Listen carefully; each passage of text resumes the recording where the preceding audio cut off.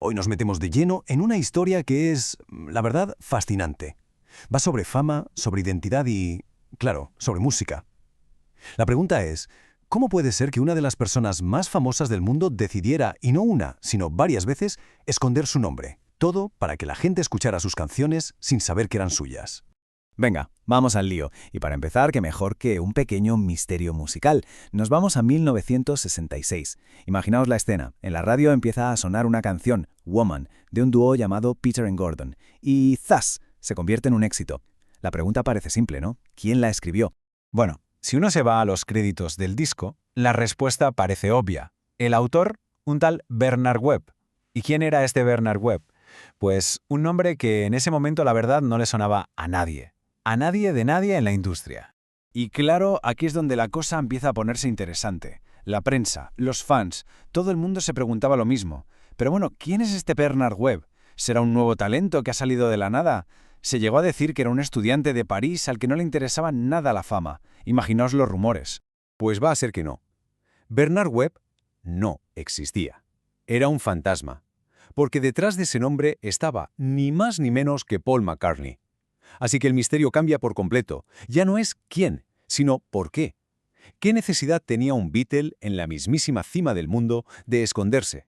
Entonces, ¿cuál era el propósito de todo esto? Vamos a meternos de lleno en la historia de este éxito. Un éxito que nació, a propósito, con un nombre falso. Ojo, que esto no fue un simple capricho, para nada. McCartney lo montó como un experimento en toda regla. Tenía una hipótesis que quería probar. A ver, ¿puede una canción petarlo por sí misma, sin el empujón? Bueno, el empujón no, el empujón gigante que significaba tener la firma de los Beatles detrás. La pregunta era en realidad una pregunta con dos caras. Por un lado, ¿podía la canción tener éxito solo por lo buena que era, por su música? Y por otro lado, ¿era la marca Lennon-McCartney como un sello imprescindible para llegar a lo más alto? Era, vamos, una prueba de fuego, la canción por sí sola contra el tremendo poder de una firma. ¿Y qué pasó? ¿Cuáles fueron los resultados? Pues el experimento funcionó. Más o menos.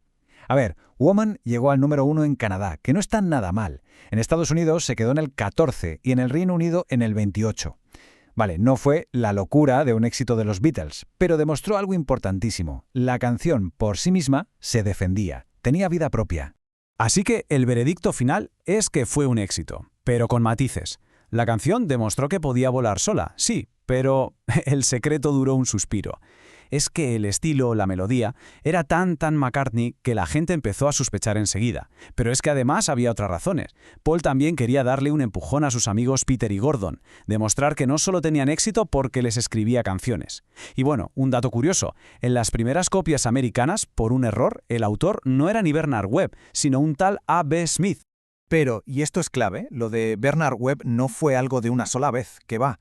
No fue una simple anécdota, fue en realidad el principio de una costumbre que McCartney iba a mantener, durante toda su carrera, eso de usar otras identidades.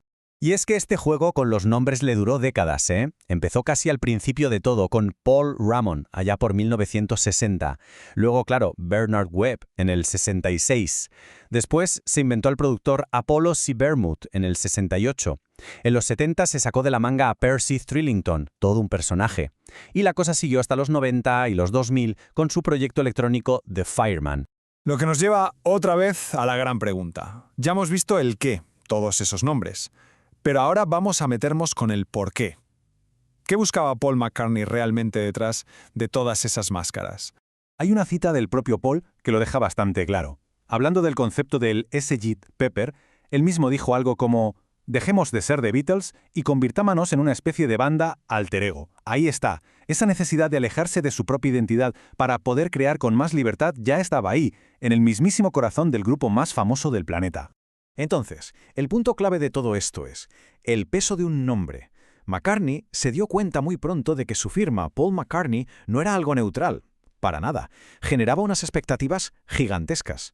Y claro, esas expectativas podían condicionar o incluso limitar cómo la gente iba a escuchar su música antes siquiera de darle al play.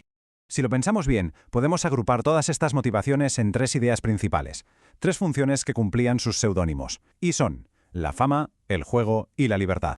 Vamos a verlo un poco más en detalle. Por un lado estaba la prueba comercial, lo que hizo con Woman, ¿no? Para ver si una canción valía por sí misma. Luego estaba el juego conceptual, Lo de Percy Thrillington es el mejor ejemplo, crear un personaje de ficción, casi por pura diversión, por el teatro que suponía. Y en tercer lugar, y esto es quizá lo más importante, la libertad estética. Ponerse un nombre como The Fireman para poder hacer música electrónica o ambient sin toda la carga, sin todo el equipaje que significaba ser Paul McCartney. Y todo esto al final nos deja con una última pregunta flotando en el aire. Más allá del nombre del artista, más allá de la fama, de la marca, ¿qué es lo que de verdad escuchamos en la música? La historia de todos los Paul McCartney, por así decirlo, nos invita a hacernos esa pregunta cada vez que le damos al play. Mil gracias por habernos acompañado